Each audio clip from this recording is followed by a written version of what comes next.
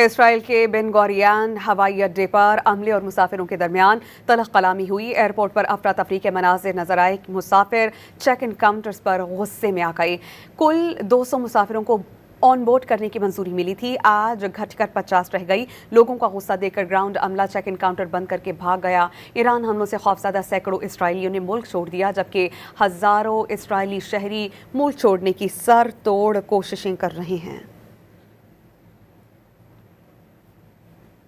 اسرائیل کے بن گوریان ہوائی اڈے پر عملے اور مسافروں کے درمیان تلخ کلامی ہوئی۔ ایئرپورٹ پر افراتفری کے مناظر نظر آئے۔ مسافر چیک ان کاؤنٹرز پر غصے میں آ گئے۔ کل 200 مسافروں کو آن بورڈ کرنے کی منظوری ملی تھی، آج گھٹ کر 50 رہ گئی۔ لوگوں کا غصہ دیکھ کر گراؤنڈ عملہ چیک ان کاؤنٹر بند کر کے بھاگ گیا۔ ایران حملوں سے خوفزدہ سینکڑوں اسرائیلیوں نے ملک چھوڑ دیا، جبکہ ہزاروں اسرائیلی شہری ملک چھوڑنے کی سر توڑ کوششیں کر رہے ہیں۔